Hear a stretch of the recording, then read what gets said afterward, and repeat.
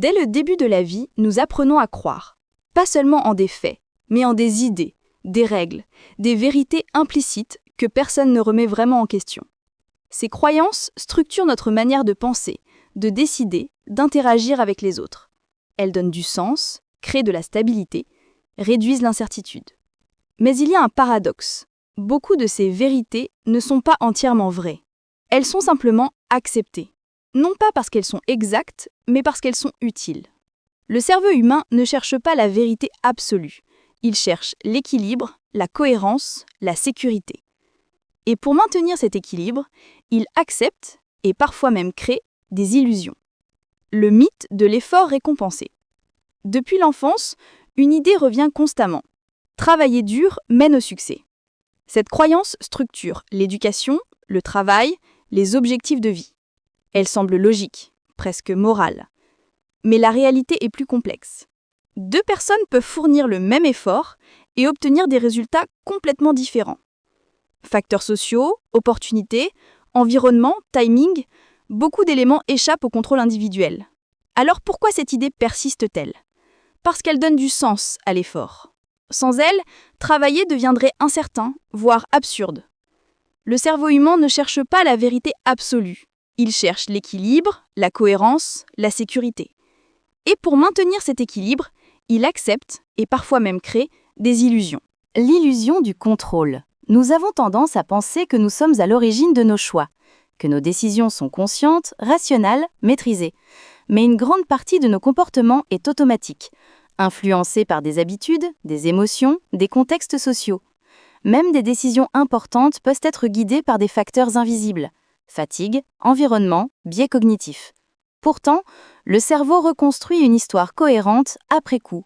Il donne l'impression que tout était intentionnel. Cette illusion de contrôle est essentielle.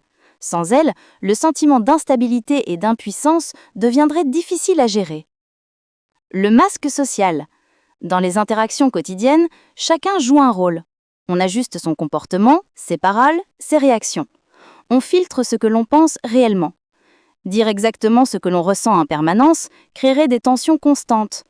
La société repose sur des conventions implicites, politesse, retenue, adaptation. Ces comportements ne sont pas toujours authentiques, mais ils sont nécessaires pour maintenir la cohésion. Le cerveau apprend rapidement à adopter ces codes, car ils facilitent l'intégration sociale et réduisent les conflits. La définition imposée du succès. Très tôt, des repères sont établis. Réussir, c'est gagner de l'argent. Réussir, c'est être reconnu. Réussir, c'est être en avance sur les autres. Ces critères semblent universels, mais ils sont en réalité construits socialement. Ils offrent une direction claire dans un monde complexe. Sans ces repères, chacun devrait définir sa propre vision du succès, ce qui demande plus d'efforts, plus de réflexion, plus d'incertitude. Le cerveau adopte donc ces modèles, car il simplifie les décisions et donne une structure à la vie. La comparaison déformée. L'être humain se compare naturellement. C'est un mécanisme d'évaluation, un moyen de se situer dans un groupe.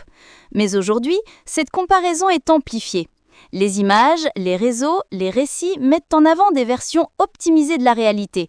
Le cerveau n'aperçoit pas toujours la différence entre représentation et réalité. Il prend ces images comme référence. Résultat, une perception biaisée de ce qui est normal et une tendance à sous-estimer sa propre situation. La fausse perception du temps. Le temps est perçu de manière subjective. Le futur semble souvent lointain, flexible, disponible. Cela permet de réduire la pression immédiate. Remettre à plus tard devient plus confortable que d'agir maintenant. Le cerveau minimise l'urgence pour éviter le stress. Mais cette stratégie a un coût. Certaines décisions sont retardées. Certaines opportunités passent. Certaines actions ne sont jamais réalisées. Pourquoi le cerveau accepte ces illusions ? Le cerveau humain n'est pas conçu pour analyser chaque détail de la réalité. Il doit traiter une quantité immense d'informations, en permanence. Pour fonctionner efficacement, il simplifie. Il crée des raccourcis mentaux. Il généralise. Il stabilise. Les croyances partagées, même imparfaites, réduisent la complexité du monde. Elles permettent de prédire, d'agir, de s'adapter. Ces mensonges ne sont pas des erreurs, Ce sont des outils. Le problème n'est pas l'existence de ces illusions. Elles sont nécessaires, dans une certaine mesure. Elles rendent la vie plus compréhensible, plus stable, plus gérable. Mais lorsqu'elles ne sont jamais questionnées, elles deviennent des limites invisibles. Prendre conscience de ces mécanismes ne signifie pas tout rejeter. Cela signifie observer, comprendre et choisir plus consciemment ce que l'on accepte. Parce qu'au final, la société fonctionne grâce à ces illusions. Mais la liberté commence lorsqu'on commence à les voir. La fausse perception du temps. Le temps est perçu de manière subjective. Le futur semble souvent lointain, flexible, disponible. Cela permet de réduire la pression immédiate. Remettre à plus tard devient plus confortable que d'agir maintenant. Le cerveau minimise l'urgence pour éviter le stress. Mais cette stratégie a un coût. Certaines décisions sont retardées. Certaines opportunités passent. Certaines actions ne sont jamais réalisées. Pourquoi le cerveau accepte ces illusions ? Le cerveau humain n'est pas conçu pour analyser chaque détail de la réalité. Il doit traiter une quantité immense d'informations, en permanence. Pour fonctionner efficacement, il simplifie. Il crée des raccourcis mentaux. Il généralise. Il stabilise. Les croyances partagées, même imparfaites, réduisent la complexité du monde. Elles permettent de prédire, d'agir, de s'adapter. Ces mensonges ne sont pas des erreurs, ce sont des outils. Le problème n'est pas l'existence de ces illusions. Elles sont nécessaires, dans une certaine mesure. Elles rendent la vie plus compréhensible, plus stable, plus gérable. Mais lorsqu'elles ne sont jamais questionnées, elles deviennent des limites invisibles.